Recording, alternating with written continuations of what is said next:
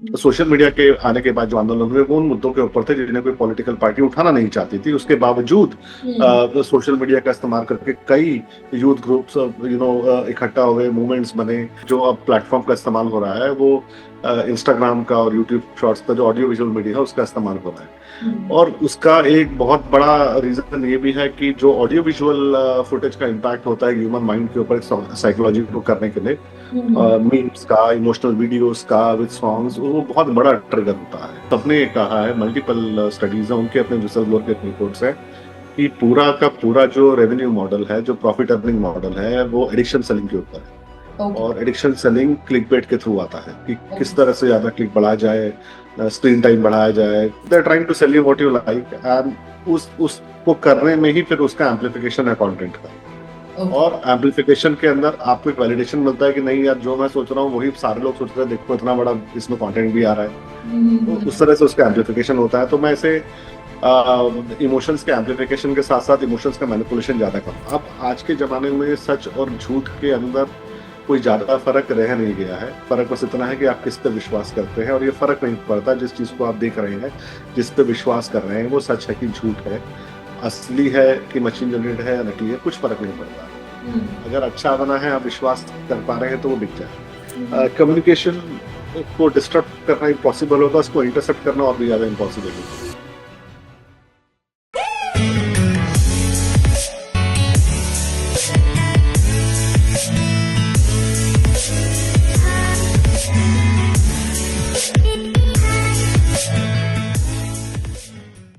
आज के डिजिटल जमाने में प्रोटेस्ट सिर्फ सड़कों पे नहीं किया जाता। इनफैक्ट प्रोटेस्ट का मोबिलाइजेशन सोशल मीडिया के थ्रू भी होता है।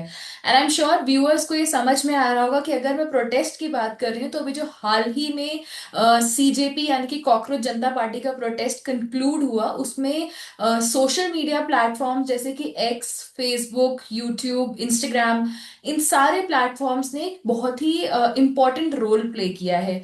इनफैक्ट ये भी कहा जा सकता है कि जो ये तो प्रोटेस्ट इंडिया के अंदर था, बट अगर हम बाहर की वॉर्स को भी देखें, चाहे वो इंडिया पाकिस्तान का ऑपरेशन सिंदूर हो, Russia Ukraine, Iran Israel, US, सब जगह सोशल मीडिया एक बहुत ही इंपॉर्टेंट रोल प्ले कर रहा है। तो ये कहना बहुत ही सेफ है कि लड़ाई सिर्फ अब ग्राउंड्स पे या मिसाइल से नहीं लड़ी जाएगी। अगर आपके हाथ में मोबाइल फोन है तो भी आप एक लड़ाई लड़ सकते हैं।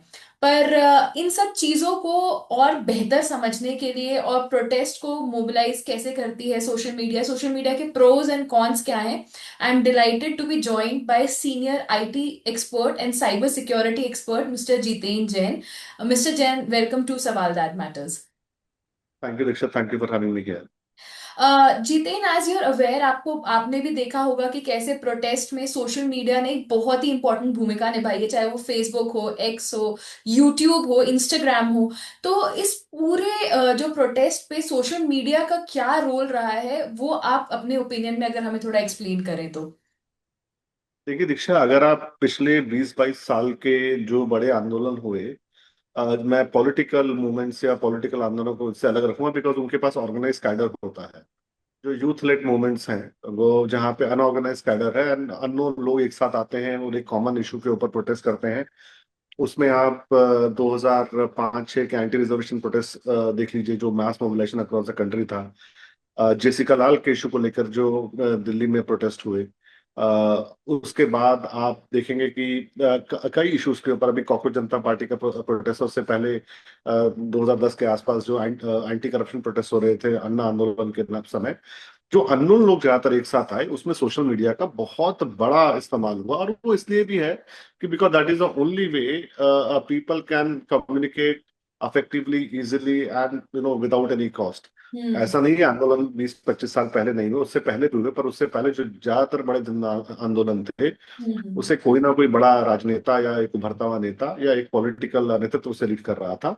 सोशल मीडिया के आने के बाद जो आंदोलन हुए वो उन मुद्दों के ऊपर थे जिन्हें कोई पॉलिटिकल पार्टी उठाना नहीं चाहती थी। उसके बावजूद हम्म। सोशल मीडिया का इस्तेमाल करके कई यूथ ग्रुप्स इकट्ठा हुए, मूवमेंट्स बने। हम्म। अब जो मैंने आपको 3-4 मूवमेंट्स के बारे में बताया, उस समय ऑर्कुट और फेसबुक का जमाना था। हम्म। अन्ना आंदोलन के समय व्हाट्सएप का बहुत ज्यादा इस्तेमाल हुआ, हम्म। और उस पर फेसबुक और ट्विटर का भी उसमें बहुत बड़ा इस्तेमाल हुआ था। और आज 25 साल 20 साल होते होते अब आप देखेंगे ऑर्कुट पीछे छूट गया है, फेसबुक इतना कोई पॉपुलर है नहीं, ट्विटर ठीक है, इंटेलेक्चुअल डिस्कशन ठीक है, पर ज्यादातर जो अब प्लेटफॉर्म का इस्तेमाल हो रहा है वो इंस्टाग्राम का और यूट्यूब शॉर्ट्स का जो ऑडियो विजुअल मीडिया है उसका इस्तेमाल हो रहा है। हम्म। और उसका एक बहुत बड़ा रीजन ये भी है कि जो ऑडियो विजुअल फुटेज का इम्पैक्ट होता है ह्यूमन माइंड के ऊपर साइकोलॉजी को करने के लिए, हम्म। मीम्स का, इमोशनल वीडियोस का विद सॉन्ग्स, वो बहुत बड़ा ट्रिगर होता है। हम्म। अभी के लिए जैसे आपने देखा होगा हजारों वीडियो वायरल हो रहे थे हम्म। कि सोनम वांगचुक गांधी जी की तरह लड़ रहे हैं और गांधी जी का एक नया अवतार है और वो अकेला आदमी भूखा बैठा है। हम्म। उसमें फैक्चुअली कुछ गलत नहीं है, पर वो वीडियो इतने इमोशनल थे, उनके ऊपर जिस तरह के गाने लगाए जा रहे थे, तो जो जो फेंसिटर्स है जिसका किसी प्रोटेस्ट से आंदोलन से लेना देना नहीं, उनको भी लगा कि यार अगर मैं इस प्रोटेस्ट के अंदर नहीं जाऊंगा तो मैं अपनी एक नेशनल ड्यूटी को पूरा नहीं कर रहा हूँ, या मेरे अंदर कुछ कम पेट्रियोटिज्म है, और वो भी ट्रिगर होकर फिर इस आंदोलन का हिस्सा बने। हम्म। तो एक रीजन तो ये है कि social media has now become a new gramophone for a young generation. Hmm. और उसमें जेंजी हो या मिलेनियल्स हो जो भी हो, उसमें सोशल मीडिया का बहुत इफेक्टिव इस्तेमाल हुआ है, और वो इसलिए भी अब एक बहुत ज्यादा बड़ा मुद्दा बन गया है कि जिन लोगों के खिलाफ इसका इस्तेमाल हो रहा है वो भी इसी का इस्तेमाल करके सत्ता में आने की कोशिश करते रहे हैं, चाहे कांग्रेस हो, भाजपा हो या अन्य राजनीतिक दल हो। उन्होंने भी एक बहुत मैसिव सोशल मीडिया कैंपेन चला के पूरे पॉलिटिकल कैंपेन के डिस्कोर्स को चेंज किया है पिछले 15-20 साल के अंदर, उसका बहुत इफेक्टिव इस्तेमाल किया है। हम्म। और वही अब तौर तरीके जो है नई जनरेशन अपना रही है अपने मुद्दों को उठाने के लिए इन्हीं पॉलिटिकल पार्टी के खिलाफ। तो एक नया संगठित वर्ग खड़ा हो रहा है सोशल मीडिया का इस्तेमाल करके।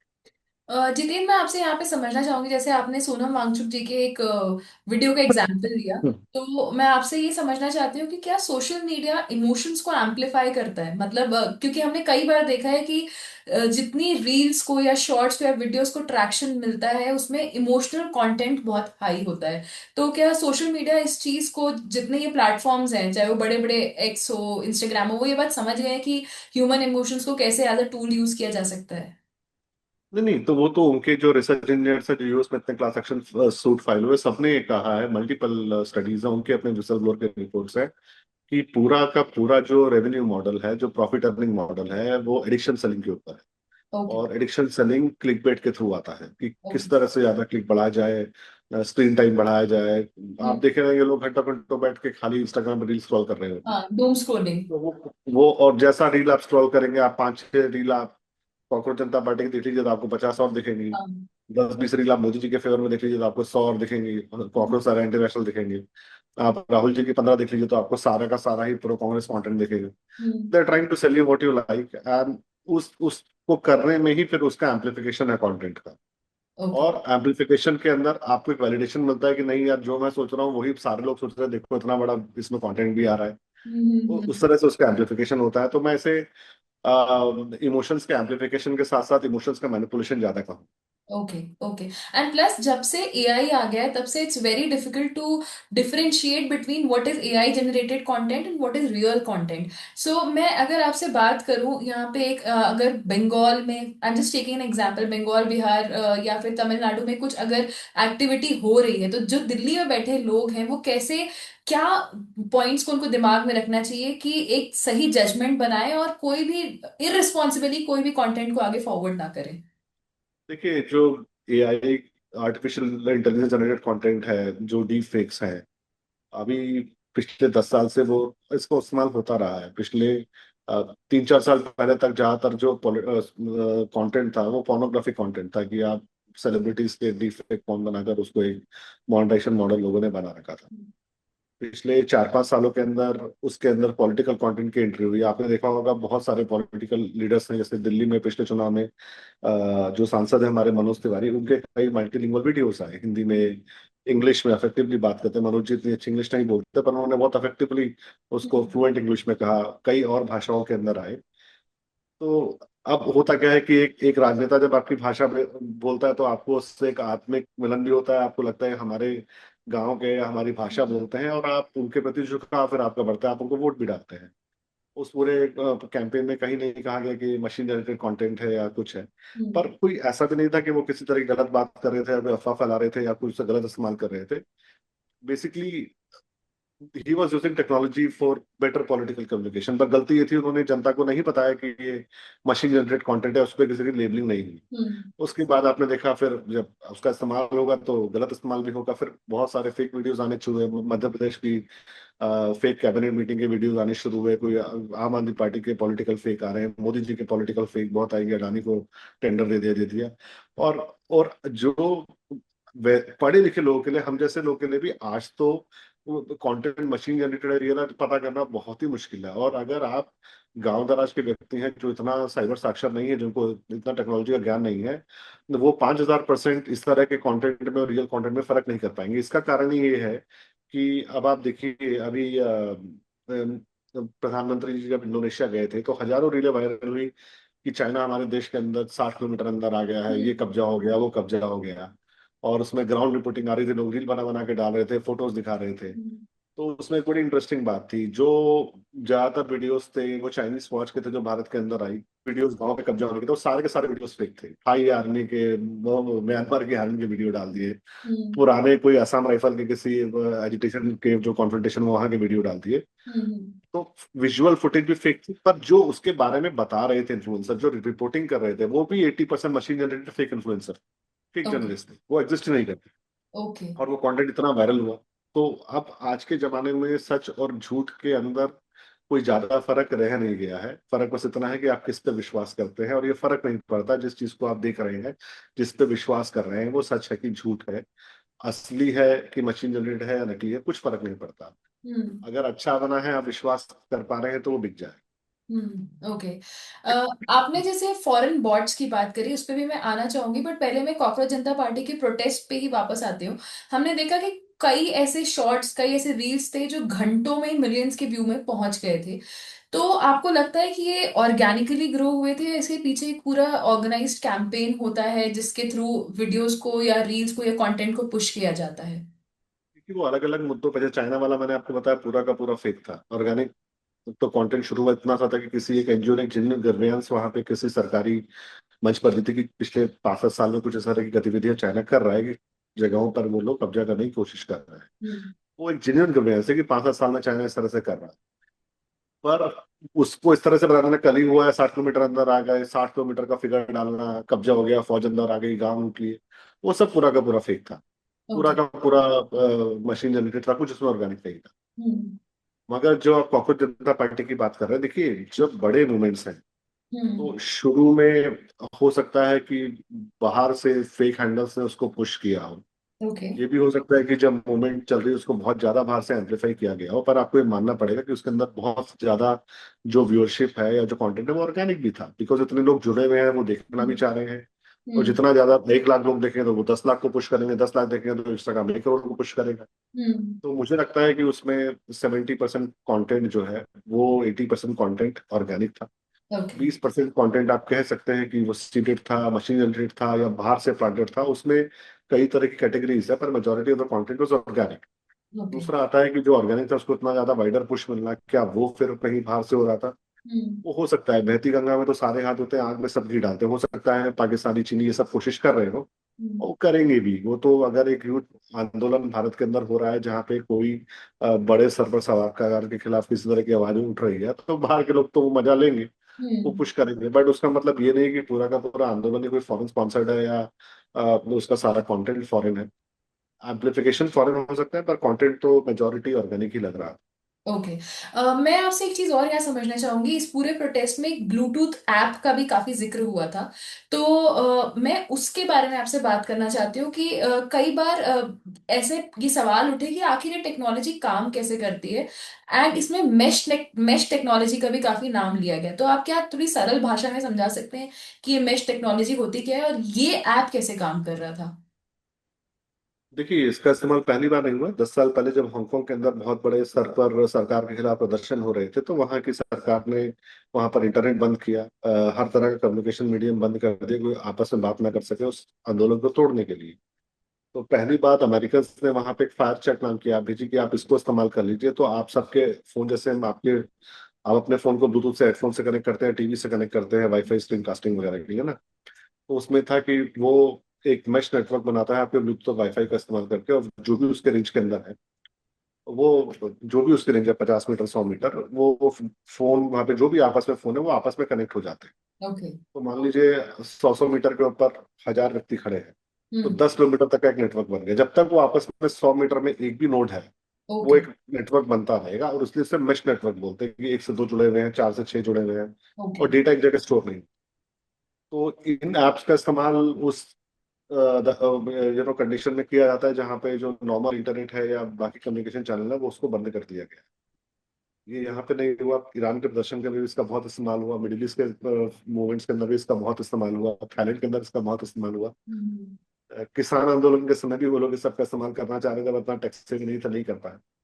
और चूंकि इस बार बहुत सारे यंग लोग इन्वॉल्व थे, टेक्नोलॉजी भी बहुत इन्वॉल्व हो गई है, अच्छे स्मार्टफोन आ गए हैं, तो इस मेश नेटवर्किंग का ऐप का इस्तेमाल करके इस बार बिटचैट नाम की जो ऐप है, जो जैक डॉर्सी ने बनाई है, हम्म। उसको कई लोग ये कह रहे थे कि इसको इंस्टॉल कर ले, इसके ऊपर करें, उस नाम से कई फेक ऐप भी फैलाए गए। ओके। कई लोग जो हिंदुस्तान के बाहर से हैं, वो भी कह रहे थे आप इस ऐप का इस्तेमाल कर लीजिए। तो वे चाह रहे थे कि आपस में आंदोलनकारी जुड़े रहें, बवाल करें, उस दिन हो। हम्म। पर मुझे ऐसा लगता है कि अगर जेन्युइन प्रोटेस्ट हो रहा है, तो चाहे ये ऐप हो ना हो, आप बैन कर दें, उसका कोई ज्यादा खास फर्क पड़ेगा नहीं। उसका रीजन ये है कि अब जमाना वो नहीं है, आप एक ऐप को बैन करेंगे तो उसी तरह की 10 ऐप और मार्केट में बैन होगा, ओके। और जितनी देर में आप उसको पता चलेगा, आप उसको बैन करने का ऑर्डर निकालेंगे, उस बैन को एग्जीक्यूट होगा, तब तक 50,000 लोग उसको इस्तेमाल दूसरी ऐप को कर चुके होंगे। तो मुझे लगता है कि that sort of banning is not effectual. So it doesn't help. It is not practically possible to execute. Basically technology इतनी ज्यादा तेजी से इवॉल्व कर रही है कि गवर्नमेंट एजेंसीज को भी उसके साथ अपने आप को पेस रखने के लिए बहुत आगे बढ़ के काम करना पड़ेगा। हाँ, और दूसरा डेमोक्रेसी की कॉस्ट भी है। आपको आज लग भी रहा है कि आपका गलत इस्तेमाल हो रहा है, आप खड़े होकर बैन नहीं कर सकते। हम्म। अगर आपको ये भी पता चल जाए कि आतंकवादी भी एक पर्टिकुलर ऐप का इस्तेमाल कर रहा है, आप वो भी बंद नहीं कर सकते। आप पहले उसके ऊपर एक रिपोर्ट बनाएंगे, वो एक कॉम्पिटेंट अथॉरिटी को जाएगी, फिर वहां से जो कॉम्पिटेंट अथॉरिटी उसको बैन कर सकती है, चाहे वो I4C के थ्रू जाए, चाहे वो 69 के अंदर बैन हो। जहां पे भी उसका एक प्रोसीजर है, फिर उसका एक ऑर्डर निकलेगा, वो ISP को जाएगा। हम्म। उसके बाद वो सारे ISP को उसको ब्लॉक करना है। तो इस तरह की पूरी एक्सरसाइज के अंदर अगर इमरजेंसी पावर्स का इस्तेमाल करके भी आप ब्लॉक कर रहे हैं, तो कम से कम 24 से 48 घंटे लग जाएंगे, और आज के समय में 24 से 48 घंटे में तो दुनिया बदल जाती वेरी ट्रू। तो मतलब कहने का आपका, और मैं जो समझ पा रही हूँ यही है कि आप कोई भी ऐप बैन कर लीजिए, कम्युनिकेशन को बंद करना इम्पॉसिबल है। है। अब तो नहीं है, वैसे भी सैटेलाइट इंटरनेट का जमाना आ जाएगा साल 2 साल के अंदर, all this things will become useless. Communication को डिस्टर्ब करना इम्पॉसिबल होगा, उसको इंटरसेप्ट करना और भी ज्यादा इम्पॉसिबल होगा। इनफैक्ट मैं वापस आना चाहूंगी सीजेपी की प्रोटेस्ट पे। वहां पे हमने देखा कि प्राइम मिनिस्टर नरेंद्र मोदी ने 3 बार इंस्टाग्राम पे अपनी रील्स डाली हैं जब उन्होंने डायरेक्ट कम्युनिकेट किया विद द स्टूडेंट्स। सो ये जो हम एक शिफ्ट देख रहे हैं फ्रॉम एक्स टू इंस्टाग्राम, इसके पीछे का लॉजिक और रीजन क्या है? देखिए, जहां पे ज्यादा आंखें होंगी वहीं पे हर राजनेता जाने की कोशिश करेगा। जहां पे जिस जिस जगह पर लोग किसी बात को सुनना चाहेंगे, राजनीतिक लोग वहीं पे अपना मंच बनाना चाहेंगे, चाहे वो मोदी जी हो, चाहे वो राहुल गांधी जी हो, चाहे वो अन्य कोई नेता हो। हम्म। प्रधानमंत्री जी के बारे में एक बात जरूर है कि वो दशकों से एक अफेक्टिव कम्युनिकेटर रहे, और उन्होंने सोशल मीडिया का बेहतरीन इस्तेमाल किया है, चाहे वो पॉलिटिकल डिस्कोर्स के लिए हो, पॉलिटिकल कम्युनिकेशन के लिए हो, या अपने जो उनके अपने जो सपने हैं, या डिजिटल इंडिया का विजन है, या जो रेडियो को रिवाइव करना था मन की बात करके उसको पुश करना, उन्होंने टेक्नोलॉजी का इस्तेमाल, सोशल मीडिया का इस्तेमाल बहुत किया है। हम्म। ऐसा नहीं कि मन की बात खाली रेडियो के ऊपर आता है। मन की हम्म। बात की रिकॉर्डिंग पहले भी फेसबुक पे, यूट्यूब पे वायरल हो रही थी, उसको दूरदर्शन पे भी दिखाया जा रहा था। तो ही use technology to revive certain platforms. अब जो उन्होंने आके रीलें बनाई, मुझे लगता है कि उसमें 3 चीजें थी। पहला, तो बहुत दबाव था सरकार के ऊपर कि पूरी की, और मैं तो इंफॉर्मेशन वॉरफेयर हर कई कॉलेजों में पढ़ाता रहा हूँ, और मैं इस बात को मैंने पिछले 3 साल में कम से कम 28 मंचों पर सरकार के विभिन्न संस्थानों में बोला है कि जमाना बदल चुका है, हमारी ये प्रेस कॉन्फ्रेंस वाली मशीनरी और ये रिस्पांस पूरा का पूरा कोलैप्स कर चुका है, हम मर जाएंगे। चाहे वो ऑपरेशन सिंदूर हो, या उससे पहले जो बालाकोट पे स्ट्राइक्स हुई, we had failed to communicately effectively communicate. तो एक तो दबाव था कि सरकार संवाद ही नहीं कर पा रही, अपना पक्ष ही नहीं रख पा रही, हम्म। और दूसरा पक्ष इतना हावी हो चुका था कि अब लोगों को फर्क नहीं पड़ रहा था कि सरकार क्या कह रही है। हम्म। दूसरा, जब ये सब हुआ तो मुझे लगता है कि मोदी जी की कोशिश थी कि अगर व्यवस्था पूरी की पूरी मतलब एक फेल हो चुकी है, तो मैं अपने आप एक कोशिश करूं, हम्म। एक नए मोड में जाने की, खुद इंस्टाग्राम पर जाने की और ये बात करने की। मुझे लगता है कि मुझे अ, अच्छा लगा और खराब भी लगा। अच्छा इसलिए लगा कि जिस माहौल के अंदर ये सब हो रहा था हम्म। उसको लेकर मुझे दुख हुआ, कि अगर उन्होंने अदरवाइज इंस्टाग्राम किया होता तो मुझे खुशी होती कि चलो प्रधानमंत्री इंस्टाग्राम जैसे प्लेटफॉर्म के ऊपर आ रहा है। तो मुझे इस बात का हुआ कि आज एक 70 साल से ज्यादा उम्र के व्यक्ति को लीड लेकर इस मोड के ऊपर कम्युनिकेशन में खुद रील बनाने आना पड़ा। तो ये दिखा रहा था कि हमारी जो पूरी की पूरी कम्युनिकेशन व्यवस्था है, संचार व्यवस्था है, वो ढह गई। हम्म। और ये मुझे लगता है विफलता हमारे ब्यूरोक्रेट्स की है, हम्म। हमारे इफेक्टिवली पीआर सिस्टम की है, कि वो एक प्रधानमंत्री को मतलब मैदान में उतारना पड़ा। मतलब कई बार होता है ना, छोटे युद्ध के अंदर अगर राजा को खुदाना पड़ जाए तो अब हम्म। मान के चलिए सेना विफल हो चुकी है। हम्म। तो मुझे इस बात का दुख था कि उन्हें खुद ये सब अब करना पड़ा। खुशी इस बात की है कि इस उम्र में भी वो इस चीज को एक्सपेरिमेंट करने में हिचक नहीं रहे हैं, तो वो दोनों हम्म। चीजें हैं। हाँ, मगर अगर किसी अच्छे समय पर ये हुआ होता तो उसको ज्यादा खुशी हुई।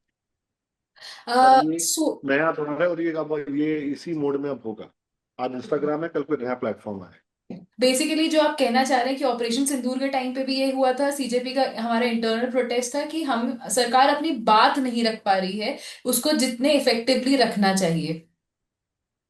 हाँ, वो बिल्कुल बात सही भी है ना। और मतलब देखिए, सरकारें हमेशा से वो पढ़ी पढ़ाई 2 पेज प्रेस रिलीज लेके बैठे रहते हैं। ट्विटर 180 कैरेक्टर के ऊपर चल रहा था, इंस्टाग्राम कह रहा है कैरेक्टर पढ़ने ही नहीं, हमें तो खाली बोलना है और सुनना है, हमें पढ़े लिखा ये सब चीजों में नहीं पढ़ना है। We don't want to be perfect, we want to you to be more communicative and more efficient.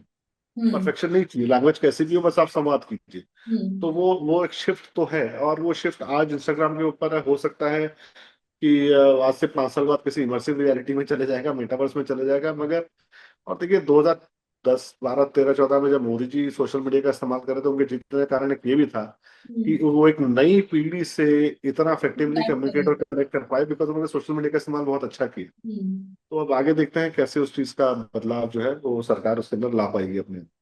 एक चीज और मैं आपसे समझना चाहूंगी कि आपको लगता है कि सोशल मीडिया कई बार डिवाइसिव पॉलिटिक्स को या डिवाइसिव ओपिनियन को प्रमोट कर देती है अपने एल्गोरिदम्स के थ्रू? वो तो पहले से हो रहा है। अगर जब से सोशल मीडिया पे पॉलिटिकल कंटेंट की एंट्री हुई, हम्म। जब से नेताओं की रैलियों से ज्यादा इम्पोर्टेंस उनके फॉलोअर्स को मिलने लगी, जब से पोस्टर से ज्यादा उनकी प्रोफाइल पिक और उनके वो सोशल मीडिया के हैंडल से कंटेंट आने लगा, तब से सोशल मीडिया पर एक जहर की शुरुआत हुई। ओके। पहले लोग सोशल मीडिया रात को स्क्रॉल करते जा रहे, दोस्तों से मिल लीजिए, परिवार में कौन क्या कर रहा है। It was a bridge builder, hmm. पुराने दोस्त मिल गए। हम्म। पिछले 5 साल साल में देखिए, अच्छे से अच्छे दोस्त अनफ्रेंड हो जा रहे हैं। कि पॉलिटिकल एक कंटेंट के ऊपर। एकदम एक एकदम पॉलिटिकली मोदी जी के भक्त है, एक राहुल गांधी को सपोर्ट कर रहे हैं, या ममता के लिए पागल हुए पड़े हैं। और डिफरेंस ऑफ ओपिनियन अब बर्दाश्त ही नहीं है। ट्रू। मतलब इतना उसके अंदर डिवाइसिवनेस हो गया है कि लोग जहर उगल रहे हैं, और पॉलिटिकल कंटेंट से आप दिमाग खराब होता जा रहा है। सोशल मीडिया देखिए, फेसबुक लोगों ने इस्तेमाल करना ही छोड़ दिया। आज जी। रिजल्ट की आप जो उस बात को सब दिख रहे हैं, सब समझ रहे हैं। दिन भर बैठ के पोस्टरबाजी, इसने ये किया उसने वो किया, हर आदमी तो वहां पे पत्रकार बन चुका था, तो लोग अब उसके ऊपर जाना ही नहीं चाहते। और उसका रीजन मुझे ये भी है कि एक अच्छा खासा प्लेटफॉर्म जो एक लाइट कंटेंट का प्लेटफॉर्म था, फैमिली एंड फ्रेंड्स नेटवर्किंग का प्लेटफॉर्म थे, जब से ये पॉलिटिकल कम्युनिकेशन का प्लेटफॉर्म बने तबाह हो गए। हम्म। इनफैक्ट आपने जो जो बात कही उस पे मेरे को एक चीज और याद आ रही है कि हमारी जो ओल्डर जनरेशन है, जो हमसे हमारे पेरेंट्स की जनरेशन है, वो व्हाट्सएप पे ज्यादा रिलाई करती है। और जो यंग जनरेशन है वो एक इंस्टाग्राम और एक्स एक्स भी नहीं, इंस्टाग्राम को ज्यादा प्रेफर करती है। ये एक डिवाइड कहाँ से आया है? डिवाइड कुछ नहीं है, हम लोग व्हाट्सएप तो सारे यूज कर रहे हैं चैट करने के लिए। इंस्टाग्राम पे ये हो गया कि अब ठीक है, वीडियो कंटेंट भी भेज दो, फोटोज भी शेयर कर लो, वहीं पे चैट कर लो। अब आप चाइना वगैरह रशिया के अंदर जाएंगे तो पेमेंट भी उसी ऐप के अंदर हो जाती है, शॉपिंग भी उसी ऐप के अंदर हो जाती है, टैक्सी भी उसी ऐप के अंदर हो जाती है, बैंकिंग भी उसी ऐप के अंदर है। तो जितना इजी टू यूज ऐप होगा और जितने ज्यादा लोग उसके ऊपर होंगे, जितना ईज ऑफ कम्युनिकेशन होगा या ईज ऑफ यूज होगा, लोग उस पर शिफ्ट हो जाएंगे। किसी ने इसका इसका ठेका नहीं मिला है, कोई इसका कोई मोनोपोली नहीं है। ओके। ऑर्कुट को लगता था कि उनके आगे कोई नहीं है, और उनको आके फेसबुक में उठा के फेंका। उससे पहले हाई फाइव था। हम्म। फेसबुक को लगता था कि हम जब तक हैं तभी तक ये दुनिया है, उसको आगे एक्स ने साइड में ठिकाने लगा दिया।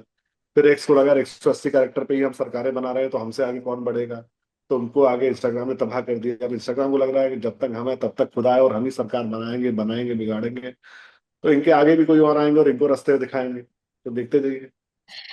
इनफैक्ट इंडिया में काफी सालों में सोशल मीडिया प्लेटफॉर्म्स की अकाउंटेबिलिटी बढ़ाने के लिए सरकार ने काफी कदम उठाए, जैसे कि आईटी रूल्स हो गया, digital personal data protection act हो गया, और कई सारे। तो आपने जो बात पहले भी कही थी कि अगर सरकार को पता है कि टेररिस्ट वो ऐप यूज कर रहा है, फिर भी उसको बंद करने के लिए काफी सारे मतलब तरीके हैं, काफी सारे स्टेप्स होते हैं।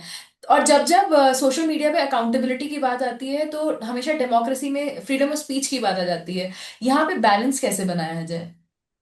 मुझे लगता है कि कोई भी सरकार इफेक्टिवली सोशल मीडिया को रेगुलेट नहीं कर पा रही, चाहे वो कांग्रेस के जमाने में था, चाहे भाजपा के जमाने में था। बिकॉज ये multi billion dollar enterprise and they have become parallel governments. Hmm. इनको अकाउंटेबल करना तो दूर की बात है, आप रेगुलेट भी नहीं कर पाएंगे। आप मुझे बताइए, जैसे उदाहरण था उस समय जो व्हाइट हाउस के ऊपर जो प्रोटेस्ट हुए, जब पहले दूसरी बार ट्रम्प जब चुनाव हारे थे, तो ट्रम्प हम्म। को उन्होंने डिप्लेटफॉर्म कर दिया, बैन कर दिया, हजारों हम्म। लाखों अकाउंट अमेरिका में बैन कर दिए हम्म। कि आपने वायलेंस को इंस्टिगेट किया। एक आदमी की जान नहीं गई थी उसमें, शायद एक आध बाद में कुछ क्रिटिकली इंजर्ड। हिंदुस्तान की सड़कों पर दिल्ली दंगों में, दिल्ली में जो ये किसानों के उसमें प्रदर्शन हो गए, उसमें कई लोगों की जान चली। हम्म। वायलेंस का कॉल था, सब कुछ था, रेड फोर्ट के ऊपर लोग चढ़ गए। हम्म। और ट्विटर यहाँ पे अकाउंट को बैन करने से या विथेल्ड करने से मना कर रहा था कि नहीं नहीं, तो फ्री स्पीच के खिलाफ है। तो वो सब डुअल स्टैंडर्ड्स है, अलग अलग देशों में अपनी ताकत और मुनाफे के नाम पे जहाँ दबा सकते हैं दबाते हैं, जहाँ नहीं दबा सकते और कंप्लाई करते हैं। ओके। हमारे यहाँ भी आज भी ऐसा कि आप रेगुलेट नहीं कर पाएंगे। अब देखिए, इतना फेक कंटेंट ऑपरेशन सिंदूर के सामने आया, या हम्म। इतना फेक कंटेंट अभी चाइना के उसको लेकर आया, अरुणाचल लेकर, आप क्या कर पाएंगे। हम्म। तो ठीक है, अभी जैसे मोदी जी को गाली गलौज करने वाले वीडियो थे, वो एक बार दिल्ली पुलिस वाला लड़ दबा के हटा लेगी। हम्म। उसमें प्लेटफॉर्म से लगता है कि यार वो हमारा कोई उसमें ज्यादा ऑडियंस आने वाला नहीं है, हटा लो। हम्म। मगर जो इफेक्टिवली जो रेगुलेट करने का उसमें डिसीजन मेकिंग है, वो तभी आ पाएगा जब तक इनको आप प्रॉपरली यहाँ पे टैक्स करेंगे, हम्म। इनकी मेजर वर्कफोर्स यहाँ पर होगी, और हिंदुस्तान के लॉस के ऊपर कंप्लायंस यहाँ पे बहुत तगड़ा होगा, स्पेशली कस्टमर केयर होगा। ओके। आज किसी का अकाउंट अकाउंट हैक हो जाए या कुछ कंटेंट डाल दे, आप धक्के खाते रहिए, मेल लिखते रहिए, कोई सुनने वाला नहीं, कोई कस्टमर केयर नंबर नहीं। यहाँ हम्म। पे परचून और परवानी की दुकानों पे भी आजकल कस्टमर केयर नंबर है, आप टीवी पर कुछ ले आइए, छोटी छोटी दुकान में कस्टमर केयर नंबर है। हम्म। सबसे बड़े मुनाफाखोर सेठ बने बैठे, इनका कोई कस्टमर केयर नंबर नहीं। हम्म। आनंद में बैठे किसी व्यक्ति को मेल कीजिए, 10 दिन बाद एक बॉट के थ्रू रिप्लाई करे, कोई सुनने वाला नहीं है। तो हम्म। मुझे लगता है जब तक ये दशा और दिशा रहेगी, तब तक इसके अंदर कोई ज्यादा फेरबदल होने वाला नहीं है। आखिरी में मैं आपसे ये समझना चाहती हूँ कि हमने एआई की बात करी थी, अगर एआई ये प्रिडिक्ट कर पाए कि आने वाले कुछ समय में किसी एक कंट्री के पार्ट में कोई दंगा या कोई प्रोटेस्ट या कुछ ऐसा वायलेंट एक्टिविटी होने वाली है, तो इससे सरकारों को कितना ज्यादा फायदा होगा? और प्लस आपको लगता है कि ये अगर हो गया तो ये हमारी नेशनल सिक्योरिटी को इम्पैक्ट करेगा? ये पिछले 10 साल से हो रहा है। बहुत सारे सोशल मीडिया मॉनिटरिंग टूल है जो प्रेडिक्टिव इंटेलिजेंस देते हैं, जो प्रेडिक्टिव आपको साइंस देता है कि there is a likelihood that let's say there is a large gathering which might happen in this place. There hmm. is effective likelihood that the gathering might turn violent.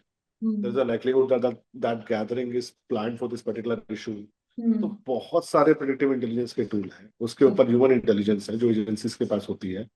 उसके बाद ground intelligence है जो इन्हीं के sources के through आती है, उसका फ्यूजन होता है, उसके बाद इफेक्टिव इंटेलिजेंस पिक्चर बनती है। हम्म। तो ऐसा बिल्कुल नहीं है कि सरकार को एक अंदेशा नहीं होता, मैं खबर हो सकता है ना हो, हम्म।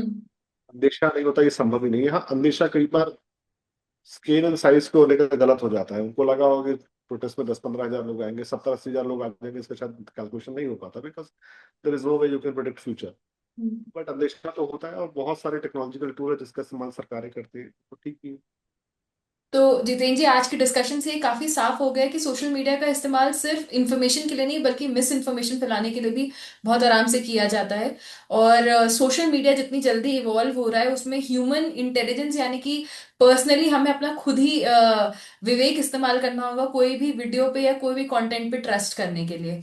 थैंक यू सो मच, आप आज हमारे प्लेटफॉर्म पर आए, आपने इतने अच्छे से हमें जानकारी दी। और अगर आप व्यूअर्स को कोई मैसेज देना चाहेंगे ताकि वो अपनी डिजिटल सैनिटी बनाए रखें, तो आप अगर कुछ मैसेज देना चाहें।